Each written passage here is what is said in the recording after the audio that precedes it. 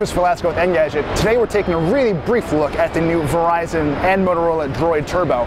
It's a follow-up to the Moto X in a lot of interesting ways, mostly because it took just about everything we didn't like about the Moto X and improved it. So we're looking at a slightly better camera, 21 megapixels versus 13. We're also looking at a really snappy brain inside there, one of Qualcomm's Snapdragon 805 processors clocked at 2.7 gigahertz.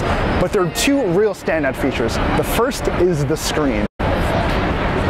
We're looking at a Quad HD display, which is great. We've seen a few of those recently, most recently from the Nexus 6, which is also made by Motorola. The big deal is that we're looking at all of those pixels squeezed into an even smaller display. This thing is only 5.2 inches diagonal, so we're looking at an incredibly crisp display.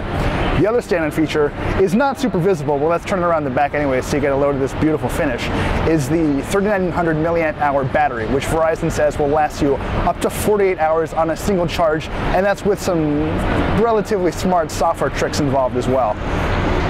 There's a lot to like about this, and I'm honestly a little surprised I liked it as much as I do, because I was a big fan of the Moto X, and a few things sort of let me down. And Verizon and Motorola combined sort of took those issues and addressed them in a way that I didn't really expect. This is a device that sort of sits very nicely in between the Moto X and the Nexus 6, and in a lot of ways sort of does even better than the Nexus 6 in some ways. So if you're a Verizon customer, definitely worth taking a look at. It's going to be available in 32 and 64 gigabyte varieties in either red or black, and either with this metallized glass finish or sort of a backpack-like ballistic nylon. Pass to, say, the Nexus 7, and then in a matter of seconds, the same app will be loaded on your target device in the same state that it was in on the previous device.